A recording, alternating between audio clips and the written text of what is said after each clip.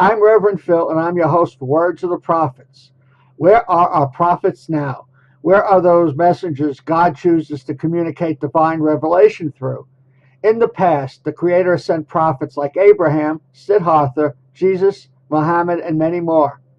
Maybe our higher power has switched tactics since we reinterpret God's words as soon as the Creator's prophets leave us. Could it be that Spirit talks to each one of us individually and we haven't learned to listen? On Words of the Prophets, our modern prophets show us how to find the internal prophet that is the I Am, and we discuss the application of spiritual principles in all aspects of our lives.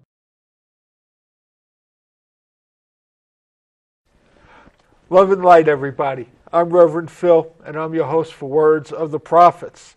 Today, my guests are Belinda Edwards, welcome. Thank you. Michelle Relkin, welcome. Thank you. And Harriet Sosi, welcome. Thank you.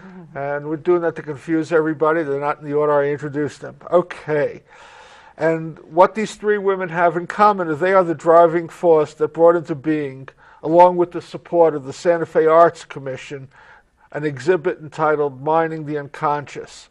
This exhibit is art inspired by the Carl Jung Red Book. And we're going to talk about who Carl Jung is for those of you who don't know, and what the Red Book is for those of you who don't know. We'll get to that in a minute. And by the way, do you like me? Now I have a bottom part of my body.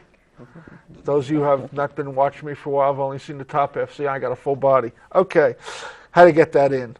So there's going to be three parts to this exhibition. The main exhibition will premiere at the Santa Fe Convention Center Community Gallery starting Friday the 17th and will continue through to August 21st. Part 2 will open on Friday, July 8th at the Santa Fe University of Art and Design's Fine Art Gallery and will continue through August 5th. Part 3 will open on Saturday, August 6th at the Encaustic Art Institute's Pyramid Gallery and will continue through August 28th. Each of these exhibits are free of charge. Some incredible art. You're going to see some of it on the show today, and there's a ton more besides. You don't want to miss it. Today's prophetic topic is the silent places of your spirit where you will find renewal. And today's prophetic topic comes from Carl Jung's and can be found in the Red Book and reads as follows. I shall advise you to put it down as beautifully as you can in some beautifully bound book. Think of it as your imagination and try to paint it. Then, when these things are in some precious book, you can go to the book and turn over the pages, and for you, it will be your church, your cathedral, the silent places of your spirit where you will find renewal. If anyone tells you that it is morbid or neurotic and you listen to them, then you will lose your soul, for in that book is your soul, which is a beautiful statement. So we're going to start by letting each of the artists kind of introduce themselves a little bit more. We're going to start with Belinda, and as Belinda's talking, you'll see images of her art that's on exhibit flashing on the screen. So tell us a little bit about you. How did you become the artist that you became and part of this project? Well, actually, when I moved here to Santa Fe in 1997, I was a poet. I was a writer. And I actually expected to, do performance art and have a book out. But in the 2000, something switched for me, and it became more visual as far as being able to express myself, my deep soul. So from 2000 to now, I've been doing more visual art. I am currently working with three-dimensional pieces. I do three-dimensional, mixed media, and also pen and ink. Pen and ink is something that I think is connected to my journal writing, to my writing. That's something that I really enjoy. And my last series was on birds and nests. I also have done more like portraits of individuals. And I think we've got both of them in the camera, and hopefully we'll get them up on the screen shortly. Okay. Talk about this switch. Do you know what triggered it? I don't really know. I actually think it's the magic of Santa Fe. I just switched. I wanted to take classes. I went to Santa Fe Community College, and it's something that I've just stuck with. But I'm also coming around there's a circle happening for me right now, and it's both the visual and the text. I think that both of them express my deep place of my soul, you know. So you got a red book coming for us? You know, I was thinking about this. I think all of the pieces that I've done from the beginning to now are my statement of the Red Book. You know, and especially my last piece. I've been working on a piece called Memory, and that was at, what is it? It was at the Capitol last year, and it was a show of African American artists, and that particular piece was about Blackdom, which is a colony in the south of southern New Mexico, and that piece was to represent that particular area, but it's grown in meaning for me. So I think all of my art pieces are my statement, and my statement from the soul. So prior to this, I mean, you had no art training. No, I didn't. I know I took like Oh, wonderful. classes in, you know, in Santa Barbara, like watercolor classes, but it wasn't something that I stayed with. And so you get to the question of who's an artist, right? I don't have a, you know, a BA or an MA in art, you know, but I have worked with some local people that are artists, and it's like I'm finding my way, and I see over the last 10 to 11 years my art has evolved as I've evolved. But I call myself an artist even though I don't have the degrees, because I feel in my soul that I am. Good. Yeah. I that's a whole other show, but I know. we are a society too full of labels Yeah, I and agree. credentials and people trying to control and judge, but don't want to go there. Thank you. Number 2, Michelle, do you want to tell us your story? Well, how one becomes an artist is a many-faceted question, and I believe I've been doing art since I was 5 years old. I used to redo my golden books, thinking I could do a much better job, and I would recollage and repaint these small flat books. And then the beat went on. I did study art, and at this time, I'm an exhibiting artist. I have work in the White House, and I teach art and creativity classes for those that are not an artist who want to touch into the creative process. And it is an ongoing process when one connects up to that word artist.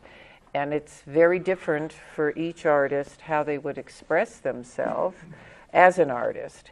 I'm very connected to nature and the animal kingdom, and I like to incorporate all the things that our society has forgotten. And I think at this point we have disconnected to nature.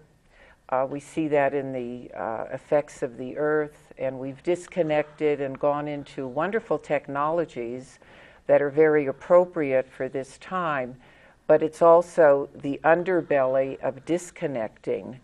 And that is a great sadness for me as a visionary and an artist to see the disconnect on that level. So for me as an artist, I need to keep connected to my art form. And it could be sitting on a rock and contemplating nature. That would be my inspiration, perhaps, for my next piece. But I'm very tied into mythology. I love to read about mythology and the early stories that our ancestors have shared. And that is what my paintings can be about, the sharing of stories between peoples and families and community. So this whole concept of this exhibit is an outreach for our community and to pull us back together and have a root system of the Red Book. And so be it that there are people who don't know the Red Book. I hope this will mean something to them, and perhaps they'll go out and search out the Red Book and get some connections for themselves so that they can be on a creative path. I think there's a lot of people who don't even know who Carl Jung is, but that's another story. Right, So we're going to introduce them to that as well. One quick question. You've been doing this for a long time. Do you find yourself having phases or stages in the things you create, like using one form or another, or just one topic or another as you've gone through? Mm-hmm. I think that's an excellent question. And artists, when you look back at your journey as an artist, you see yourself involved in one segment for a number of years, and then hopefully you move on to another segment to embrace another piece of the picture. I think, as I said earlier, being an artist is a process in itself. And at one time in California, I did a lot of whimsy pieces that I look at now, and I see them as the underlying current of my current work. But perhaps the work I'm doing now isn't quite as whimsy. It could be darker because I'm searching deeper at this time, and I'm more interested in the shadow side of our stories. So my work right now is quite different than it was 10 years ago. And I'm excited about that, and that's how I feel. I feel like an archaeologist who's on a dig, and I need to keep digging deeper. And it's the artist that stays put, I think, that is in a problem area, to stay put. I think you need to keep developing and moving on and integrating the pieces that you're researching, like the Red Book. I've been researching for 2.5 years, and it could take a lifetime to read this book. I read one paragraph and then try to contemplate that for a day or a week. I don't think you can really read the Red Book. You have to just involve yourself in the process of the Red Book. Okay. Harriet. It could take a lifetime just to lift the Red Book, let alone read it. Well, like Michelle, I drew from childhood, always interested in drawing and coloring and all of that. And then when I went to college, I majored in English and had a minor in art. And it was always the art that I loved. I said, the English taught me how to read between the lines, but the art was a whole different thing. I had a professor there who, most of his students were women, and he was a very despairing man because he would intone, if you get married, you will never paint again. And he could reduce one of my friends, who was actually a very good artist, to tears in about 5 minutes with that statement. But there was some truth in it, and I did marry out of college, and I had 3 children, and my painting did suffer during that time because I was just really too busy to do it. I always liked Raymond Carver, reading his short stories, because he confessed that he used to lock himself in the bathroom in order to complete them, get away from his family, and he chose the short story as a form because that's the amount of time that he had to do it. But then, as fortune would have it, my then husband took a position as a professor at a Midwestern college. And at that time, the college was not paying very big salaries, but in return, your family could take courses free of charge. And there happened to be an absolutely fantastic painter teaching there. So I took everything that I could take from him during the time that we were there. This happened to be in Iowa. And he taught me a great deal about painting as far as technique, painting in layers, which I still use today in both my mediums, which are acrylic and encaustic, because the layers give physical depth to the work and also a psychological one. And that psychological one is the one I think that most of us are after when we work. Let me pop in here for a second. I've used the term before to where the third exhibit is the encaustic, and you just used the term. Can you explain to the listening, watching audience what that term means? Yes, it's a very unfamiliar term to many people, although it's a very ancient art technique, and it's suffering or experiencing a tremendous revival right now. Encaustic is a 2,000-year-old way of painting with pigmented wax. It was developed by the Egyptians to paint the mummy masks. And when they were unearthed in the 18 and 1900s, people were absolutely fascinated with them, particularly artists, because here they were in the middle of a desert, but actually in almost archival conditions, because it was dry and they were buried, so it was cool. So artists were interested in them, excuse me, for a very different reason than the archaeologists, and that was kind of the what is this stuff reason and how has it survived this long. So Jasper Johns is the one who's credited with reviving encaustic. He used it almost like a glue in his flag paintings in the 1950s and 1960s. And today, it's just amazing what artists are doing with it. My switch in my art trajectory wasn't from the vocal to the visual. It was between mediums, because when I moved to Santa Fe, I had a young neighbor who lived next to me who took a workshop on encaustic, and when she brought these paintings home, that was the end of acrylic for me. Mm-hmm. You could hold an oil painting up to an acrylic and the oil would shame the acrylic. But if you hold an encaustic up to an oil painting, it shames the oil. It is pigmented with oil, but what happens is the light hits the surface and the pigments are suspended in the wax and they refract light back out. So the paintings look like they're lit from within. They're just wonderful.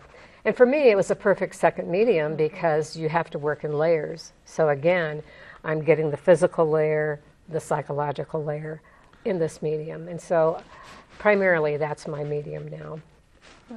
Okay, so now I'll throw us out to all of you, one of you, both of you, none of you. The three of you got drawn together to do this mining the unconscious based on the Red Book. I want to talk a little bit about that, but maybe we ought to start with a little bit of background. Who's Carl Jung, for those of people who don't know? Go ahead.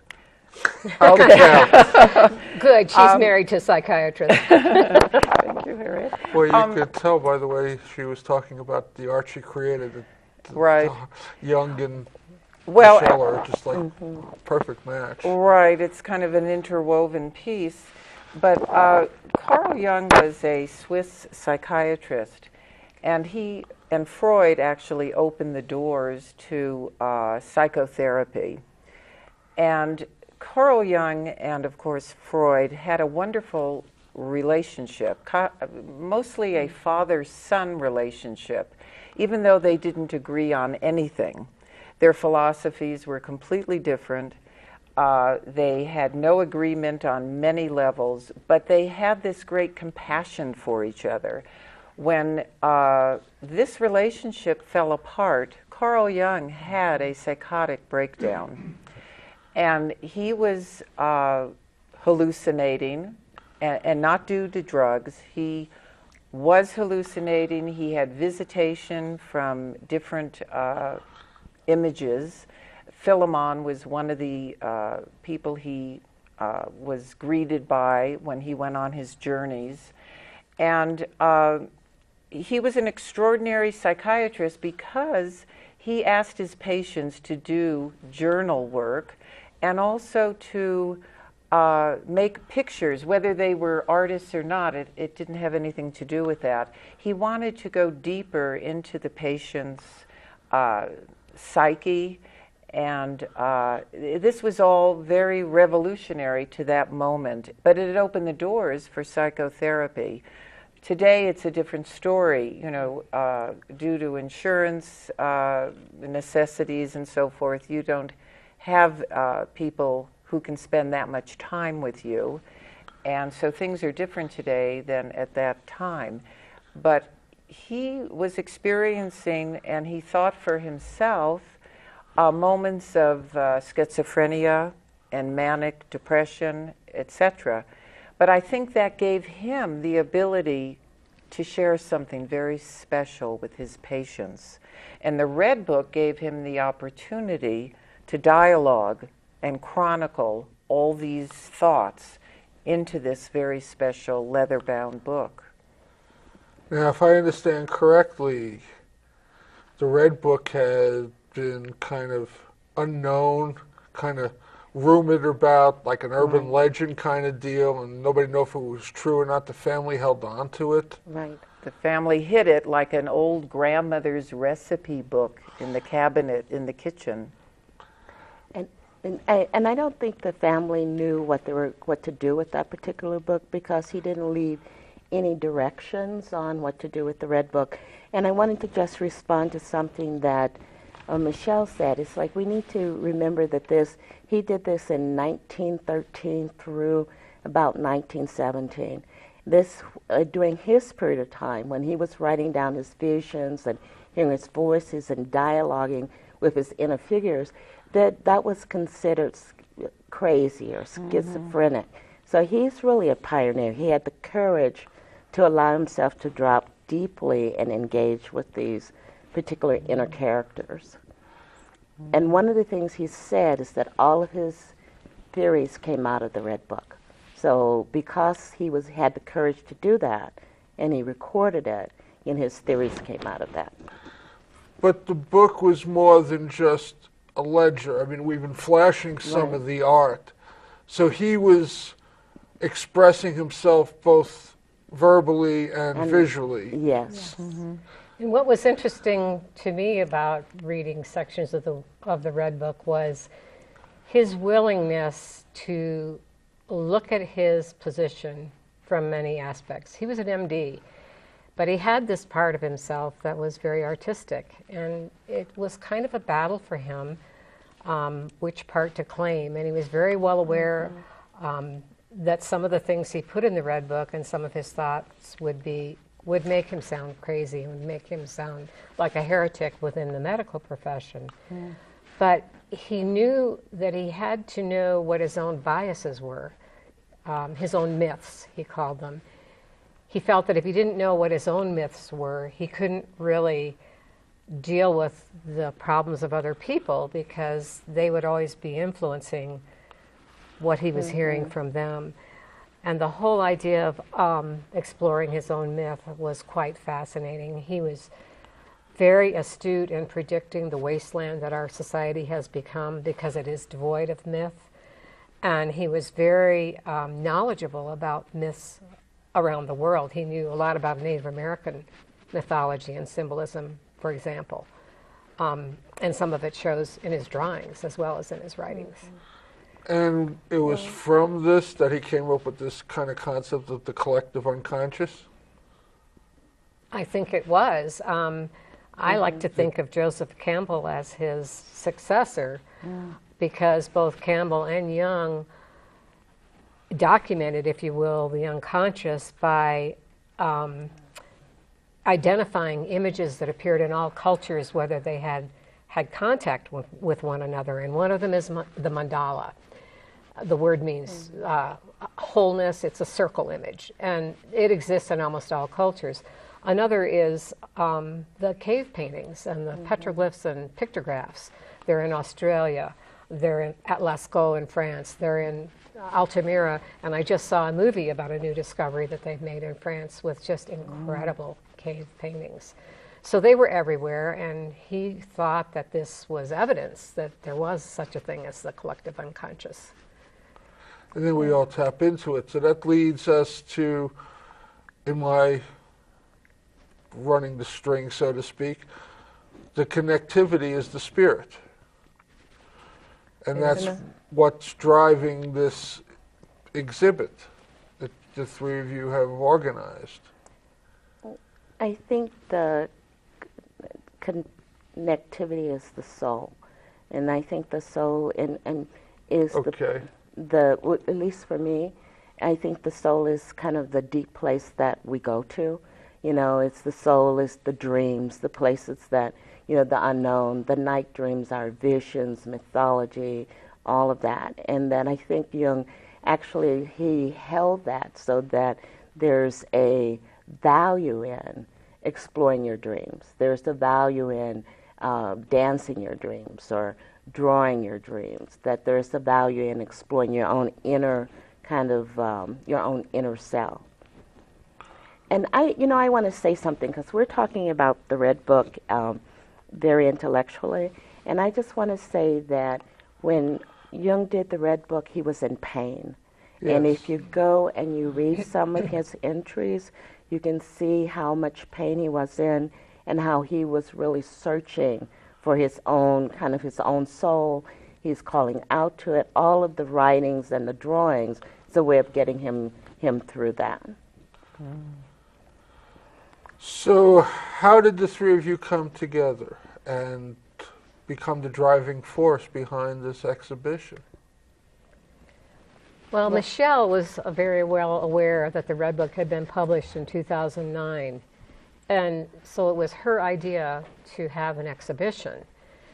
And I had done a proposal to the community gallery the year before for an all-encaustic exhibition, so I knew about the gallery. But Linda had been very involved in dream work and journeying, and all three of us have always worked on these motifs from the unconscious. So we had that commonality as artists. So we put a proposal into the community gallery, and they loved the idea. But they grappled kind of with something that you've been referencing in some of your remarks about how much of the public knows Carl Jung, let alone the Red Book. And so when they talked in their own advisory committee, they just weren't sure that this exhibition would really touch the community and whether it was appropriate for the community gallery. And they decided, let's do it. And I think we've all been astounded by the result because 150 artists submitted portfolios for that first exhibition, and they chose 32.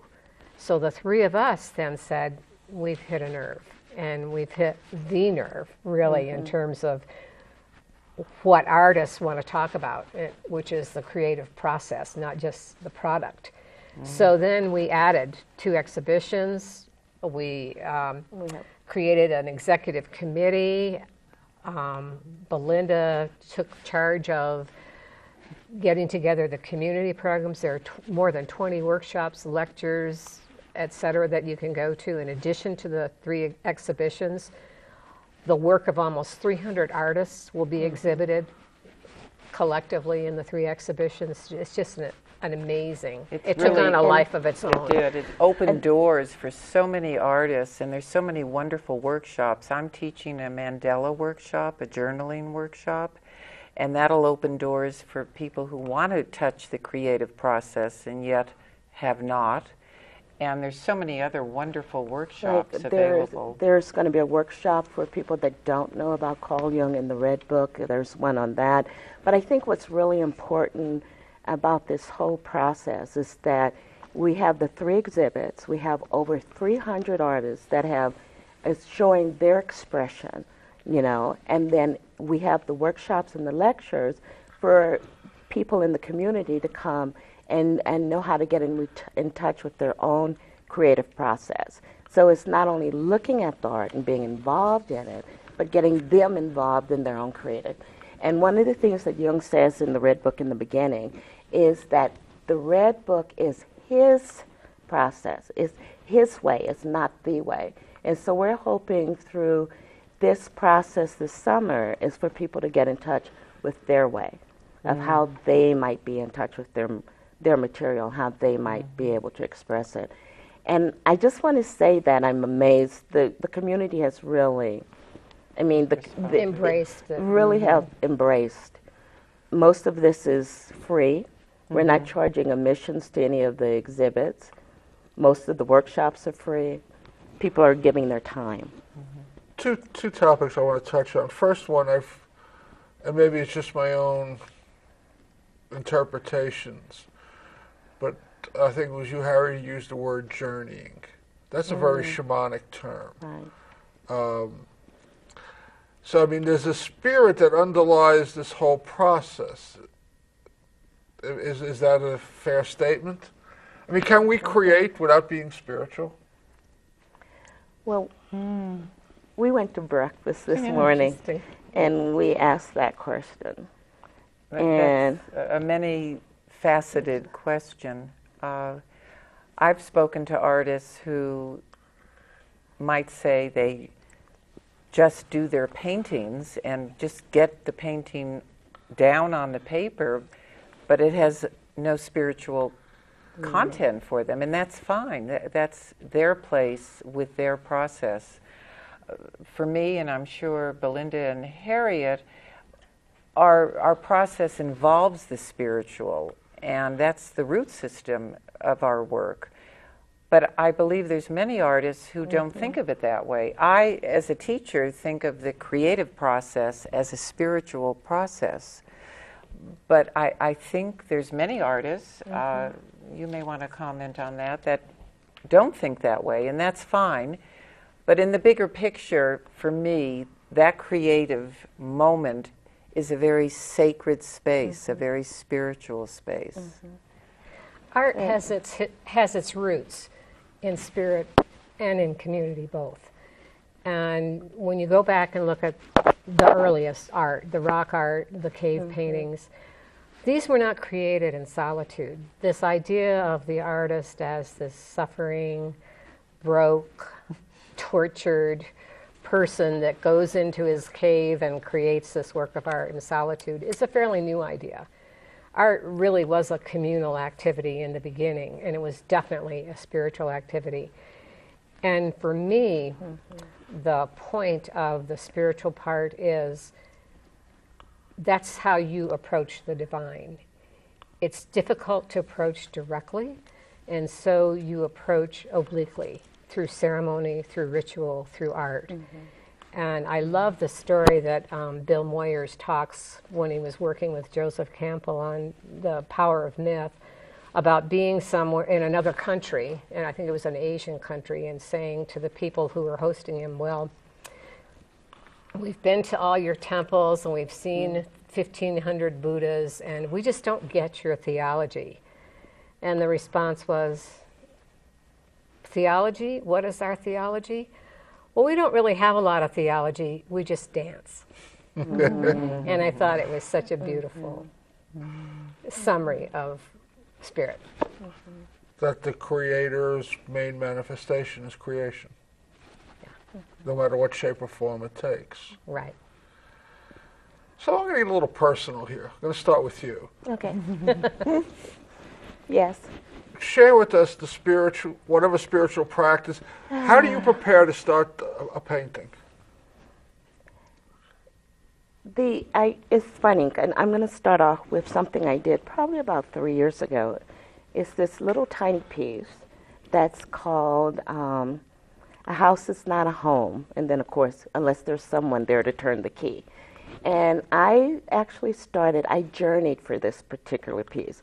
I started working on it. I had an intellectual idea of what it was going to look like, and I had a timeline because I needed to get it together for the Rainbow Artist exhibit in Albuquerque that summer. And so I was forcing and fighting this piece. And then I decided that I would journey. And I asked my guides, what did I need to do to be in relationship to my art? And I got 3 things. And all of this is in images. I got meditation. We were sitting around the fire and we were all quiet. I got meditation, which is centering for me.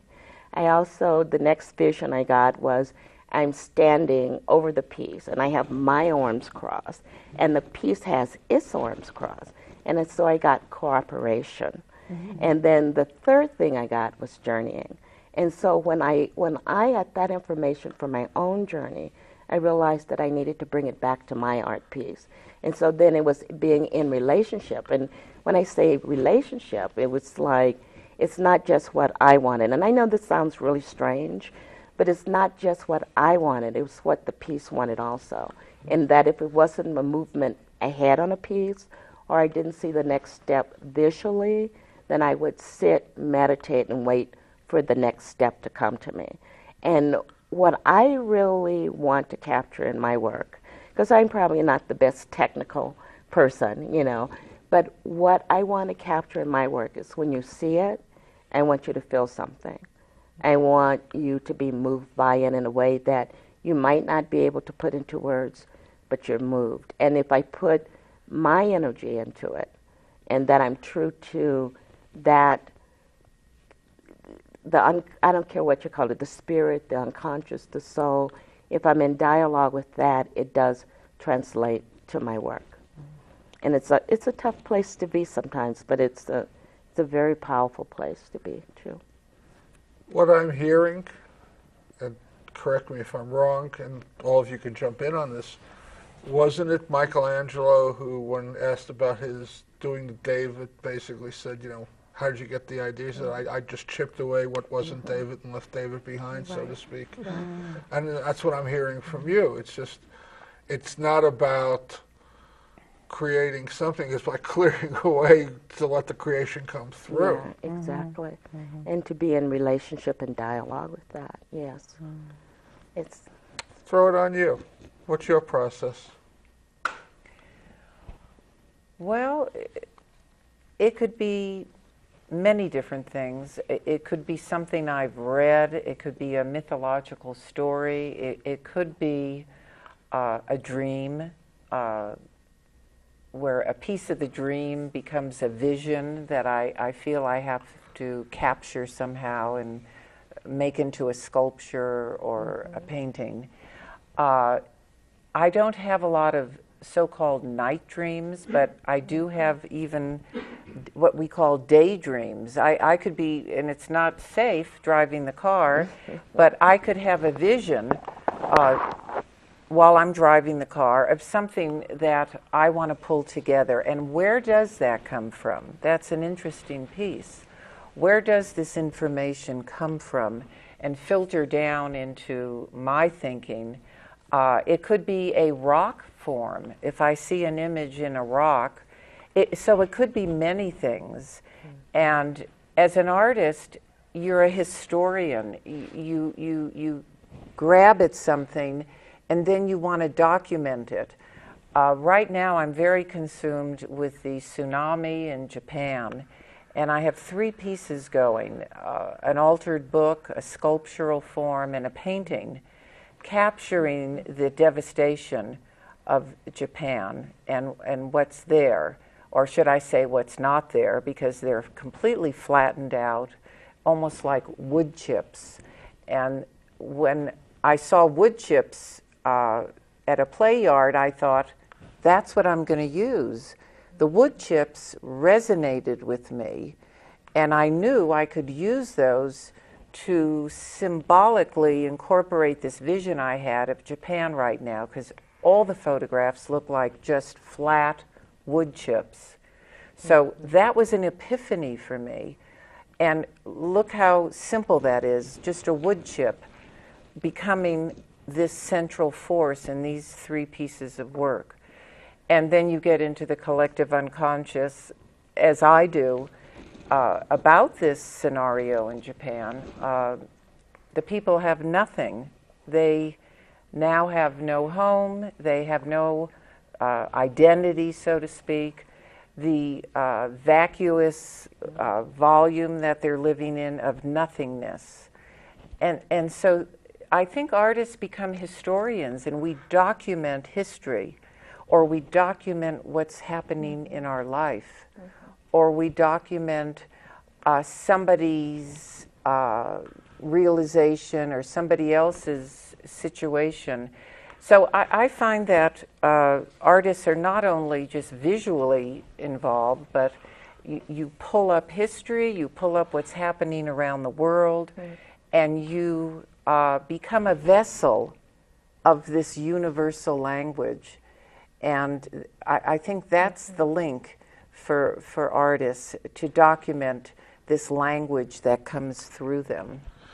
So, like the Red Book, which is tapping into his own individual pain, sounds like what you're talking about creating now is tapping into a collective pain. Pain, absolutely.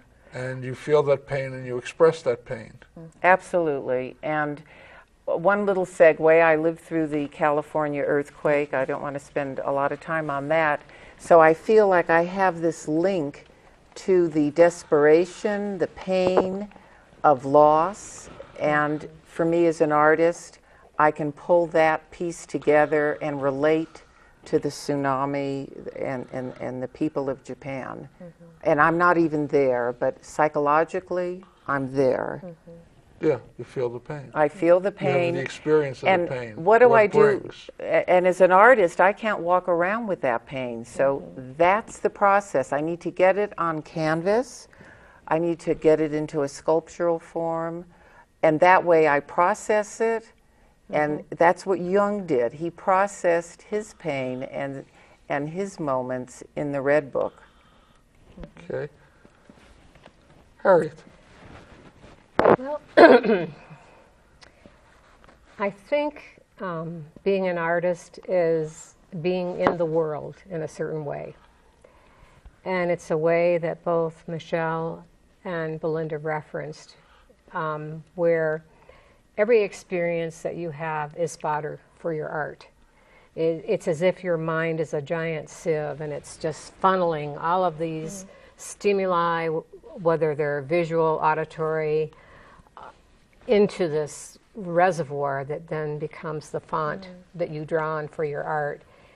To give you an example, we're doing a film in conjunction with Mining the Unconscious. In fact, the filmmaker, Marcelina Martin, is here at the community college, and she's gone around to the different artist studios and interviewed them.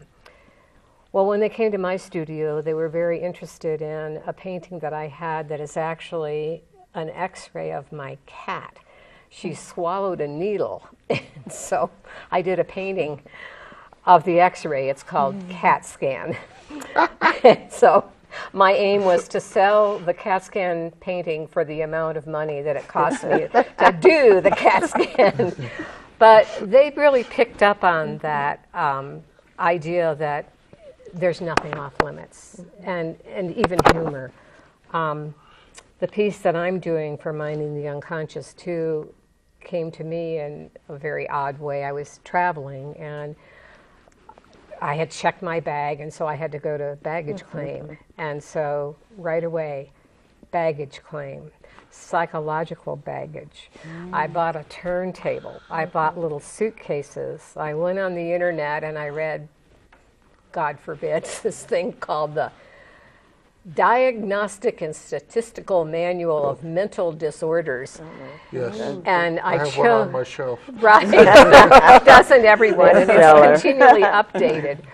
But out of that, I pulled phobia, anxiety, all of these things, and they're now ensconced in little suitcases on this turntable called baggage claim. And then I found a little mannequin who's like 7 years old, and she's looking at the baggage claim and deciding, what baggage do I already have and what of this other plethora is mine. So just something as simple as a trip through an airport, or driving, as she referenced. You're in the world in a certain way and you think in a certain way, which is the way of art. That brings me to the question comes to mind, and throw it out to any one of all three of you. You must have friends who are not artists. Do you feel like you see the world differently from them? Yes. That's what I'm hearing. You see the world in a whole different perspective than I think people who are not artists, don't have that creative spark, and that's vast. I mean, that could be anything from creating art to writing to doing a lot of different things, but when you're describing yours, and so, even you, it was when you were doing it, it was just like, you see the world in a whole different perspective. And you really want your friends to be artists, because then you're... Amen. Yes, they're just such wonderful people. And one aspect of this exhibition that we were remarking on at breakfast, which is really funny, is that, art is not even if you create the art in a solitary environment, it's not a solitary activity, because for the work of art to be complete, it needs an audience. Right. And many times when the audience gets something from the piece that you may or may not have intended. And as a result of this, there's a lot of discussion about creativity. There are books on creativity and madness, creativity and this, that, and the other thing, how to be creative. And we were laughing this morning because one of the recent ones now is, why are artists' brains different from other people's brains? And the conclusion was that we have leaky neurons. And to us, it's so absurd because it has nothing to do with that. It hasn't got to do with whether or not there's madness in your family and that you've inherited it. It hasn't got to do with whether you're schizophrenic or anxious or have phobias. It's the fact that you are a sensitive person, a spiritual person, and this is your expression of, as Belinda referenced, your soul. And I think you guys, I also want to say that we think and see the world differently, but a writer sees the world differently. I think a gourmet cook sees the world differently. I think that for me, the important thing is that we really follow that creative spark inside of us and express it. I think it's wonderful that we're doing visual and that we are artists, but I also want to open it up and that people can express their creative energy in the way they feel it's appropriate to do. I just had to say that. That's okay. Okay, good.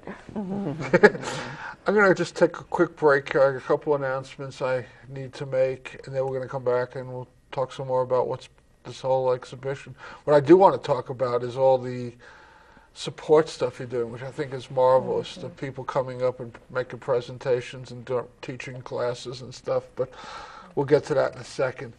So, you're not used to seeing me with all this paper. It's always on my desk, right? This is how I function. First announcement, only announcement for today.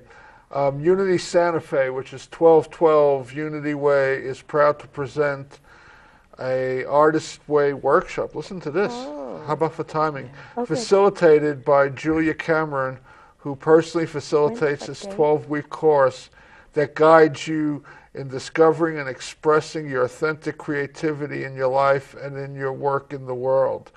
So this 12-week course is going to be on Sundays. It's starting Sunday, June 12th from 2 to 4 at Unity Santa Fe. Julia will be using experiential exercises, lectures, readings, and questions and answers. There is a fee. We can't talk about that here. There is also an off week, so it's going to be 12 workshops in 13 weeks. So for more information, call Nancy Holtzman at 989-4433. That's 989-4433. Couple of other quick announcements. One is, this is public access TV. That means you, the public, are a part of this equation. Love to hear from you.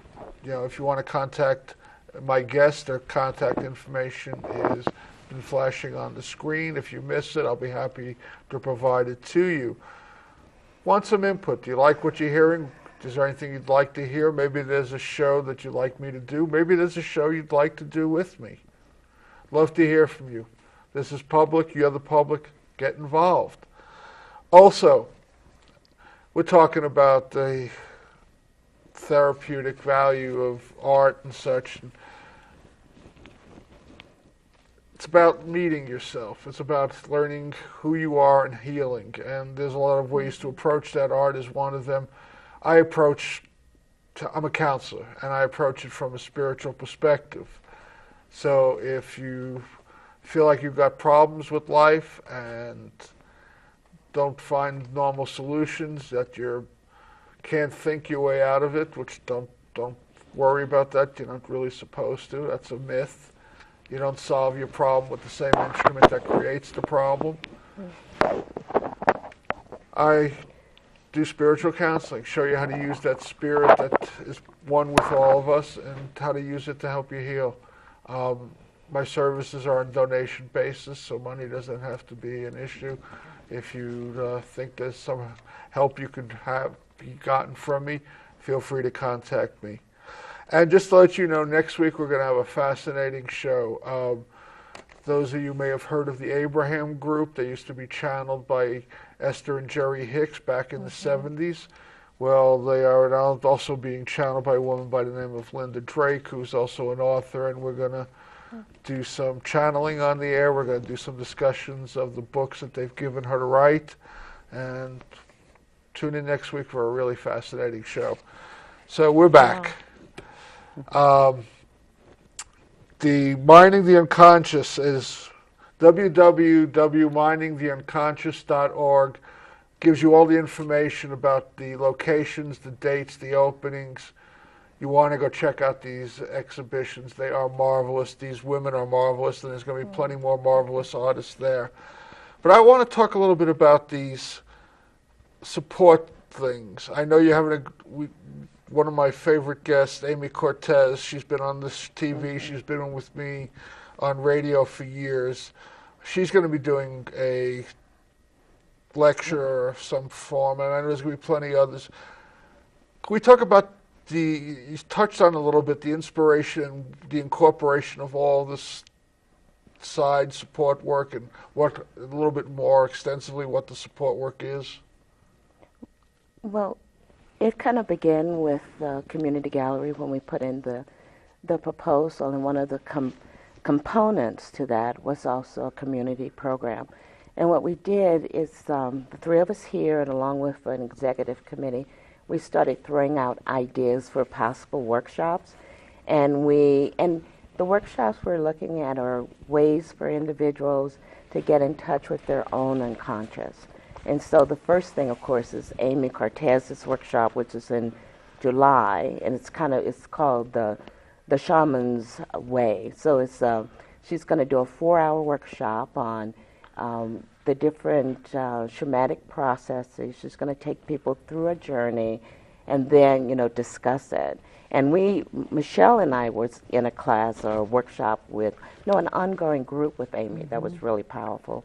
So Amy's incredible. So she's one of the people that are doing a workshop. We also have Jungian analysts. We have Marilyn Matthews that's going to do a dream workshop. So it's all of these doorways for people to be able to get in touch with their unconscious. A couple of the ones that are very unusual is we have the Mustang people that are going to do something. Now everybody wants to know, how is that related? Let's even back it up another step. What is the Mustang people? The Mustang people they're the people that, they're wild Mustangs that are, on the Western Plains. They're captured, or for whatever reason, and individuals work with them to actually, and not tame them, but to be in relationship with them. And Robin Doman he's a horse whisperer in town. He talks about how the Mustangs are one of the most independent and intelligent breeds of animals, and of horses, if not the oldest breed on the Western Plain of horses. And so when we had mentioned that we were going to do that particular workshop, people were wondering, how does that relate to the Red Book? And one of the things is that it relates by the image of the horse. It's a very old archetypal image. Also it's a way of relating to the other, something that is other than ourselves, and how are you in relationship. And that's an incredible, Robin Doman is incredible in the way he communicates and respects, the Mustangs. And all of these presentations are all listed on the website, so people can look them up and see what we're talking about, find some more we haven't talked about, and know when they're going to be, and so they can get there. Yes. Okay. Yes. There are also going to be 3 out at the Santa Fe University of Art and Design that are presented by the artists in all 3 of the exhibitions. And their topics will be, why do artists make art? How does art affect and reflect culture? And then what is the role of the unconscious in the creative process? So there'll be panels on Friday evenings in July. Are any of these panels or any of these others going to be at the satellite locations, or are they all going to be downtown? Those 3 will be at the Santa Fe University of Art and Design, which for your viewers and listeners is the former College of Santa Fe. Right. And we haven't decided about the Encaustic Art Institute. That's out in Cerrillos, but certainly the space is available, and we'll probably do some kind of artist talks out there. And then the rest of the workshops and lectures are either at the community gallery or the public library downtown. But that information is on the website, the location. So it's almost all finished. Are you all kind of like a big sigh of relief? You bet. It was wonderful, though. You made us feel very So the grand comfortable. opening is going to be the 17th for the main exhibit. At the community gallery. Community gallery. And I think it opens is from 5 to 7. Correct. So come early if you're expecting to get hors d'oeuvres. You know, and Oh, there's going to be food too, huh? yes. All this great It's stuff. usually gone and by food. 5:30. Yes, so come early. Excellent. So parting thoughts. We're starting to run down on time. Let's try to do each one quickly. Linda, we'll start with you. Okay, so I think that the important thing for all of us is to get in touch with our own unconscious, and whether that's through the visual arts, which all three of us are doing, or through writing or horseback riding, to get in touch with something that is greater than ourselves. And that this is part of the reason I'm involved with mining the unconscious, because I think it's just an incredible process. It involves the community, and I think it's important for us and for the soul of us and the soul of our community. Thank you. Michelle. Well, I wanted to just remind people to believe in their dreams, because this was a dream I had, and now it's blossomed into this beautiful flower with so many petals and so many opportunities for everyone in the community to get involved. So it's really exciting for me as an artist and visionary to see how many people are involved in this now. So it's truly thrilling to meet so many people I have never met who are drawn to this heartbeat. And all three of you are going to be at the openings? Yes. Right. Yes. And the artists who are on exhibit will be there too? Yes. Absolutely. How wonderful. Okay, we're running down.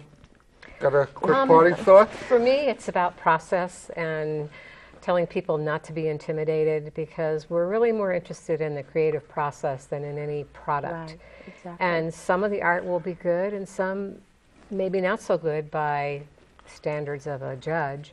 But that's not what it's about. This is about the process. And we often ask, can anyone be an artist? And I guess my answer is, if you manifest it. Beautiful. That's beautiful too. Yeah. I thank all three of you. This has been wonderful. Thank you. Thank And you. see, time flies when you're having fun, right? Yes, it does. I thank you, and I'm going to try to make all three openings. I love free food. Anyway, I want to thank you all for tuning in. This has been Words of the Prophets, and I'm Reverend Phil.